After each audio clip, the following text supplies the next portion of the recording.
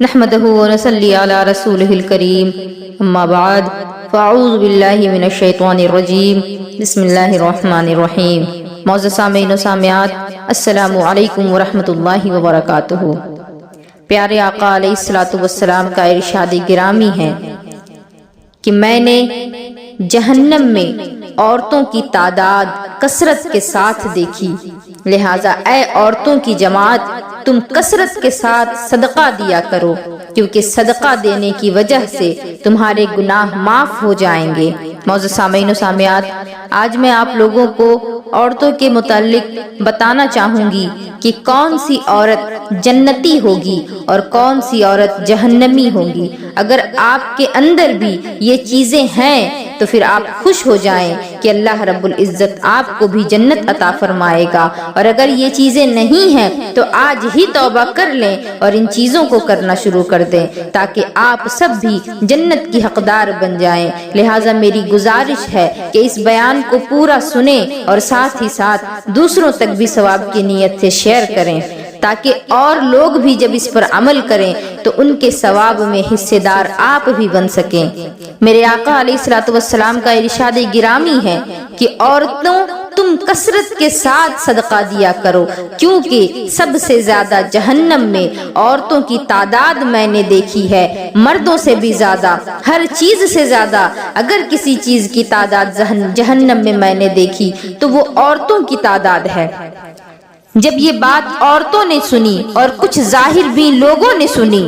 تو عورتوں کو بہکانا شروع کر دیا کہ جنت اور جہنم کے معاملے میں بھی عورتیں دوسرے نمبر پر رکھی گئی ہیں، یعنی جنت میں کم اور جہنم میں زیادہ ہیں، یعنی جنت جانے کے معاملے میں بھی عورتوں کو پیچھے رکھا گیا ہے، ہر لحاظ سے پیچھے رکھا گیا، اور جنت جانے میں بھی عورتوں کو پیچھے رکھا گیا۔ یہ باتیں تو لوگوں نے عورتوں کو بہکانے کے لیے کہی تھی، لیکن میرے آقا علیہ الصلوۃ والسلام کی کنیزوں، سید عالم صلی اللہ تعالی علیہ وسلم کے دیوانوں، میرے آقا علیہ الصلوۃ والسلام کا جہاں یہ ارشاد ہے کہ عورتوں کو جہنم میں سب سے زیادہ میں نے دیکھا، وہیں میرے نبی نے یہ بھی فرمایا کہ جنت میں جانے کا جتنا آسان طریقہ عورتوں کے لیے ہے، جتنا آسان طریقہ میرے نبی نے عورتوں کو بتا دیا، اتنا آسان طریقہ اور کسی کو نہیں بتایا۔ میرے آقا علیہ الصلوۃ والسلام کا فرمان ہے کہ اگر ایک عورت اپنی زندگی میں یہ 4 کام کر لے تو اللہ رب العزت اس کے لیے جنت کے 8 دروازے کھول دے گا، اور اللہ رب العزت فرمائے گا کہ تو جس دروازے سے جانا چاہے داخل ہو جا، لیکن شرط یہ ہے کہ اس عورت کے اندر یہ 4 چیزیں ہوں، وہ اپنی پوری زندگی میں ان 4 کاموں کو کرتی رہی ہو۔ اب میں آپ کو بتانا چاہوں گی کہ وہ 4 چیزیں کیا ہیں۔ میرے نبی نے فرمایا، سب سے پہلی چیز جو میرے آقا علیہ الصلوۃ والسلام نے فرمائی کہ اگر عورتیں 4 کاموں میں سے یہ پہلا کام جو میرے نبی نے فرمایا کہ اگر یہ کام کریں گی تو وہ عورتیں جنت میں بغیر حساب و کتاب کے چلی جائیں گی، اور اللہ رب العزت ان کے لیے جنت کے 8 دروازے کھول دے گا۔ تو ان میں سے سب سے پہلی چیز یہ ہے کہ عورتیں نماز اس کے وقت پر پڑھیں، پابندی وقت کے ساتھ نماز پڑھیں، اور ہر وقت کی نماز پڑھیں، نماز قضا کر کر کے نہ پڑھیں۔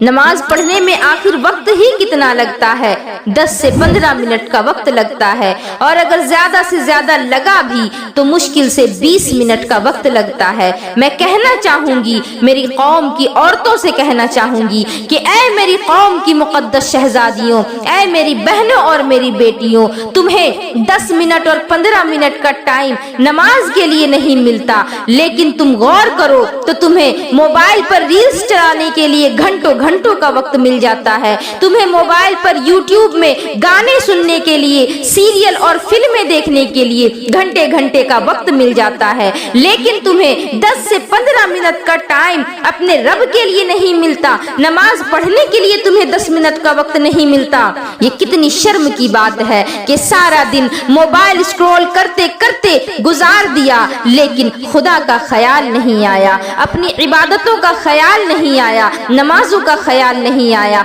तो मैं ये भी बता देना चाहती हूँ कि जहाँ मेरे नबी ने ये फरमाया कि नमाज पाबंदी के साथ पढ़ने पर औरतों को जन्नत दी जाएगी, वहीं मेरे आका ने ये भी फरमाया कि जो लोग नमाज नहीं पढ़ते, बेनमाजी के साथ उसके कब्र में जो अजाब होता है वो कुछ यूं होता है कि अभी अभी मैयत को मिट्टी डाल करके लोग वापस ही आ रहे होते हैं और उसके कब्र को आग से भर दिया जाता है, अभी लोग वापस हुए भी नहीं होते और उसकी कब्र जहन्नम के गढ़ों में से एक गढ़ा बन जाती है। उस बेनमाजी के लिए जहन्नम की आग उसके कब्र में भर दी जाती है और उसके कब्र में आग का बिस्तर लगाया जाता है, जहन्नम की खिड़की खोल दी जात पर खुदा के फरमान की पासदारी ना करने की बुनियाद पर जब तुम्हें कब्र में डाला जाएगा, तुम्हारी मौत हो जाएगी और नमाज ना पढ़ने की वजह से तुम्हारे कब्र को आग से भर दिया जाएगा। और सिर्फ इतना ही नहीं, आग से कब्र को भर तो दिया जाएगा, साथ ही साथ अजाब के फरिश्ते मुकर्रर किए जाएंगे और ऐसे ऐसे सांप और बिच्छू मुकर्रर किए जाएंगे कि अगर उनका जहर दुनिया में एक कतरा भी डाल दिया जाए तो सारी जमीन कयामत तक बंजर हो जाए और उस एक कतरा जहर से अगर सारे दुनिया के लोगों को वो पिला दिया जाए तो सारी दुनिया के लोग मर जाएं, गर्ज के दुनिया की हर चीज खत्म हो जाए, फना हो जाए, नीस तो नाबूद हो जाए। एक सांप की कुव्वत का ये अंदाजा है कि वो अपनी दुम अगर पहाड़ पर मार दे तो पहाड़ रेजा रेजा हो जाए, अगर समुंदर के पानी में फूंक दे तो समुंदर का पानी जहरीला हो जाए। अल्लाहू अकबर, ऐसे ऐसे सांप और बिच्छू और ऐसे अजाब, ऐसे दर्दनाक अजाब बेनमाजी को उसके कब्र में दिए जाएंगे। आज लोगों के पास नमाज का वक्त नहीं है, लेकिन हर काम के लिए वक्त है, फिल्मों के लिए वक्त है, सीरियल के लिए वक्त है, यूट्यूब के लिए वक्त है, फेसबुक के लिए वक्त है, इंस्टाग्राम के लिए वक्त है, गर्ज के हर सोशल मीडिया प्लेटफॉर्म के लिए घंटों घंटों का वक्त है, रात रात भर का वक्त है, लेकिन अपने खालिक व मालिक को याद करने के लिए, अपने रब के हुजूर चंद राजो नियाज की बातें करने के लिए 10 से 15 मिनट का वक्त नहीं निकाल पाते। अल्लाह अकबर। मैं चाहूंगी कि आप सभी इस बयान को सुनकर इस पर अमल करने की भी कोशिश करें और साथ ही साथ अपने भाई बहनों का भी भला करें, उनको भी ये बयान सुनाएं ताकि उनको समझ में आए कि नमाज छोड़ने की बुनियाद पर अल्लाह रब्बुल इज्जत कितना नाराज होता है। आज औरतें वलीमा में जाती हैं, वलीमा में जाने का वक्त होता है, शादियों में जाने का वक्त होता है, सफर कहीं का भी हो जाने का वक्त होता है, मैयत में जाने का वक्त होता है, लेकिन माज़ अल्लाह नमाज का वक्त नहीं होता। मैं कहना चाहूंगी कि तुम्हें वलीमा में जाना है तो जाओ, लेकिन नमाज भी पढ़ कर जाओ। शादी में जाना है तो जाओ, लेकिन नमाज पढ़ कर के जाओ। तुम जहां कहीं सफर के लिए जाना चाहती हो जाओ, लेकिन नमाज पढ़ कर के जाओ ताकि सफर भी तुम्हारा खैरियत व आफियत के साथ कट जाए। और मैयत पे भी जाओ तो नमाज पढ़ कर के जाओ ताकि तुम्हारे कदमों की बरकत से मैयत के रूह को भी ठंडक पहुंचे, क्योंकि मेरे नबी का फरमान है कि औरतें अगर ये 4 काम कर लें तो फिर अल्लाह रब्बुल इज्जत उनके लिए जन्नत के 8 दरवाजे खोल देगा। तो उसमें से सबसे पहली चीज तो ये है कि औरतें पाबंदी के साथ नमाज पढ़ें। और दूसरी बात ये जो मेरे आका ने फरमाई कि अगर औरतें इन कामों को करेंगी तो जन्नत उनके लिए हक हो जाएगी। तो उसमें से दूसरी बात ये है कि माह रमजानुल मुबारक के रोजे पाबंदी के साथ रखा करे, जानबूझ करके बगैर उज़्र शरई के रोजे ना छोड़े, छुप छुप करके खाना ना खाया करे और लोगों को धोखा दे दे करके छुप छुपा करके कुछ खाया पिया ना करे, क्योंकि लोगों से तो तुम छुप सकती हो लेकिन अल्लाह रब्बुल इज्जत से तुम कैसे छुपोगी। तुम चाहे जमीन के 7वें हिस्से के नीचे भी चली जाओ लेकिन खुदाए ताला तुमको वहां भी देख रहा है, और चाहे तुम आसमानों पर भी चली जाओ लेकिन खुदाए ताला तुमको वहां भी देख रहा है। तो फिर तुम जब अल्लाह रब्बुल इज्जत के हुक्म को ना मानकर माह रमजान में रोजा ना रख करके सेहत और तंदुरुस्ती के बावजूद, ताकत और कुव्वत के बावजूद रोजा नहीं रखोगी और छुप छुप करके खाओगी तो अल्लाह रब्बुल इज्जत का बेहद दर्दनाक अजाब तुम्हारे लिए जहन्नम में तैयार करके रख दिया गया है। वो लोग जो बीमार रहा करते हैं, ہیں جن میں روزہ رکھنے کی طاقت و قوت نہیں ہے ان کے لیے تو اجازت ہے کہ وہ فدیہ ادا کر دیں، لیکن جن کے اندر صحت و تندرستی ہے، جو طاقت و قوت والے ہیں، ان پر روزہ رکھنا فرض ہے، اور اس کے باوجود لوگ بہانہ کرتے ہیں کہ بھوک برداشت نہیں ہوتی۔ بھوک کون سی چیز ہے؟ ذرا سوچو تو صحیح، قیامت کا وہ 50,000 سال کا دن ہوگا جہاں ایک قطرہ پانی کا نہیں ملے گا، ایک دانہ اناج کا نہیں ملے گا۔ اس دن کی سختی کیسے برداشت کرو گی؟ آج اگر تم روزہ رکھ کر کے اپنی بھوک کو برداشت کرو گی تو اللہ رب العزت تمہیں قیامت کے دن نبی کے ہاتھوں سے جام کوثر نصیب فرمائے گا۔ اور جو لوگ ماہ رمضان المبارک کے روزوں میں کوتاہی کرتے ہیں اور چھپ چھپا کر کے جو کھاتے پیتے ہیں تو ان کے لیے ہے کہ جہنم میں ان کے گالوں کو اور ان کے ہونٹوں کو آگ کی کینچی سے کاٹا جائے گا، کیونکہ اسی منہ سے تم نے ماہ رمضان المبارک کے روزوں میں کھایا پیا، ماہ رمضان کے روزے چھوڑے اور چھپ چھپا کر لوگوں سے کھاتے پیتے رہے۔ تم ہر کسی سے چھپ سکتے ہو لیکن خدا کی نظروں سے، خدا کی نگاہ قدرت سے نہیں چھپ سکتے۔ اسی وجہ سے اللہ رب العزت نے ماہ رمضان المبارک کے روز خدا کی نگاہ قدرت سے نہیں چھپ سکتے، اسی وجہ سے اللہ رب العزت نے ماہ رمضان المبارک کے روزوں کی پابندی پر جنت جیسا انعام رکھا ہے۔ میرے نبی نے جو تیسری بات فرمائی کہ عورتیں اگر یہ کام کر لیں تو جنت کے 8 دروازے ان کے لیے کھول دیے جائیں گے، تو اس میں سے تیسری بات یہ ہے کہ عورت اگر اپنی پاک دامنی کی حفاظت کرے، عورت اگر اپنی حیا کی حفاظت کرے تو جنت کے 8 دروازے اس کے لیے کھول دیے جاتے ہیں، وہ جس سے چاہے داخل ہو جائے۔ لیکن یہاں حال یہ ہے کہ بے پردہ گھومتی پھرتی ہیں، فلموں کو دیکھنے جاتی ہیں، سیریل دیکھنے جاتی ہیں، بے پردہ رہتی ہیں، فون پہ ناجائز باتیں چلتی رہتی ہیں، مردوں کے ساتھ ناجائز تعلقات ہوتے ہیں، محفلوں میں جانا، میک اپ کر کے جانا اور یہ خیال رکھ کر کے جانا کہ میں میک اپ کر کے جاؤں گی، میں خوبصورت لگوں گی تو لوگ میری طرف دیکھیں گے، میری تعریف کریں گے، میرے حسن کی تعریف کریں گے۔ تم میری باتوں کو غور سے سن لو کہ آج تو تم اپنے اس حسن کی نمائش کر رہی ہو، لیکن یاد رکھو قبر میں جب تمہیں ڈالا جائے گا تمہارا یہ حسن 2 دنوں کے اندر مٹی میں مل جائے گا، 2 دنوں کے اندر قبر کی مٹی تمہیں کھانا شروع کر دے گی، قبر کے کیڑے تمہیں کھانا شروع کر دیں گے، اور تم پر جو دردناک عذاب ہوگا اس سے تو اللہ ہی بچائے۔ اے خاتون جنت رضی اللہ تعالی عنہ کی کنیزوں، میں یہاں آپ کو ایک حدیث سنانا چاہوں گی کہ میرے آقا علیہ الصلوۃ والسلام نے صحابہ کرام سے پوچھا کہ عورتوں کے لیے سب سے اچھی چیز کیا ہے، سب سے اچھا سرمایہ کیا ہے؟ صحابہ کرام جتنے بھی صحابہ نبی پاک علیہ الصلوۃ والسلام کی بارگاہ میں اس وقت حاضر تھے، ہر کسی نے اپنے اپنے اعتبار سے جواب دیا۔ صدیق اکبر نے کچھ جواب دیا، عمر فاروق نے کچھ جواب دیا، حضرت عثمان غنی نے کچھ جواب دیا، غرض کے ہر صحابی نے اپنے اپنے اعتبار سے جواب دیا۔ مولا علی حضرت شیر خدا حضرت علی کرم اللہ وجہ الکریم کو کچھ کام سے اپنے گھر جانا پڑا اس محفل سے اٹھ کر، اور جب آپ اپنے گھر گئے تو آپ نے سیدہ فاطمہ الزہرا سے یہ بات بیان کی اور فرمایا کہ مجھے بتا دو، کیونکہ میرے آقا علیہ الصلوۃ والسلام نے صحابہ کرام سے پوچھا ہے کہ عورتوں کے لیے سب سے اچھا سرمایہ کیا ہے۔ سبھی اپنے اپنے اعتبار سے جواب دے رہے ہیں۔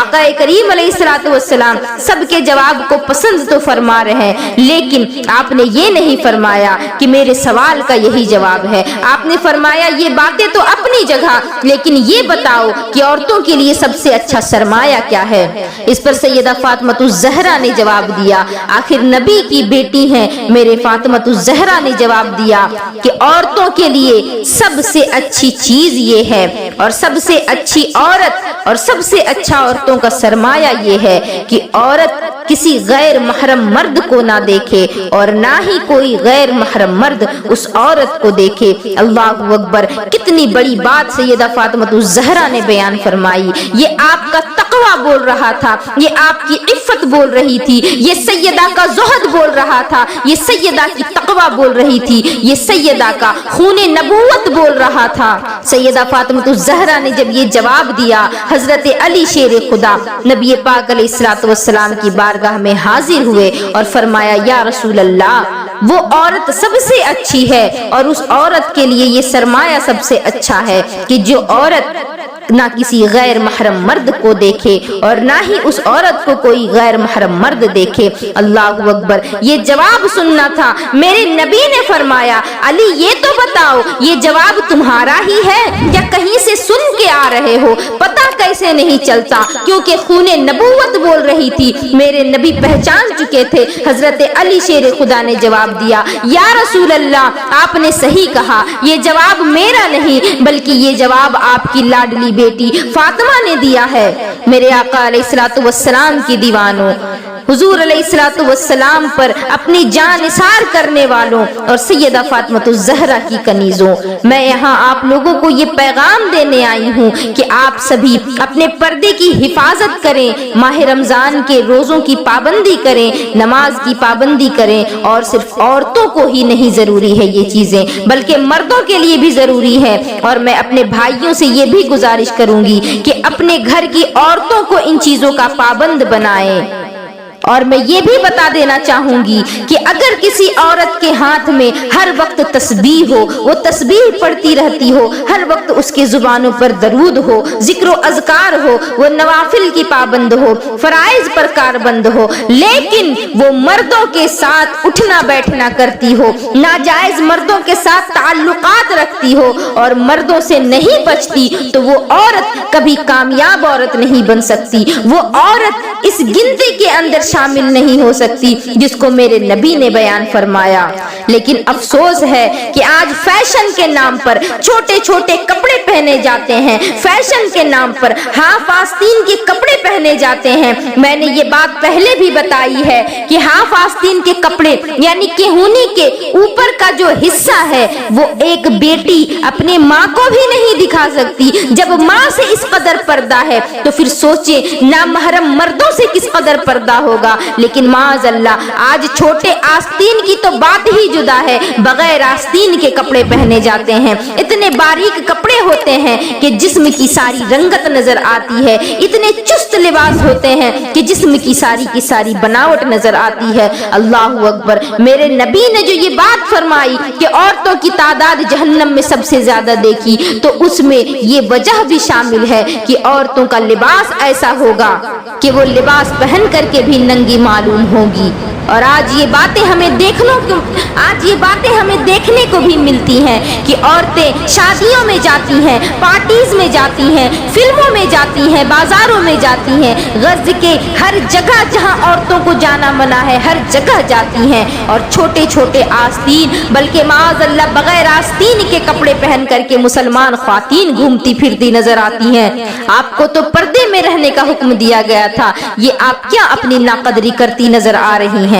اور آج اگر کسی سے پردے کے لیے کہا جائے تو ہر کوئی یہی چاہتا ہے، ہر کوئی یہی کہتا ہے کہ میری زندگی میری مرضی، میں اپنی مرضی سے اپنی زندگی گزارنا چاہتی ہوں اور میں اپنی مرضی سے اپنی زندگی گزارنا چاہتا ہوں، کوئی میرا کچھ نہیں بگاڑ سکتا۔ لیکن یاد رکھنا جس رب نے تمہیں خلق کیا ہے، جس رب نے تمہیں پیدا کیا ہے، وہ تم پر کڑی نگرانی کر رہا ہے۔ آج تمہیں چھوٹ ملی ہے، تم جو چاہے کر لو، لیکن جب اس دنیا سے چلے جاؤ گے تو پھر نہ یہ زیور تمہارے کام آئے گا، نہ یہ کپڑے تمہارے کام آئیں گے، نہ یہ عمارتیں تمہارے کام آئیں گی، نہ یہ گھر بار تمہارے کام آئیں گے، نہ یہ گھوڑے گاڑیاں تمہارے کام آئیں گی، اور معاذ اللہ نہ ہی تمہارا یہ شوہر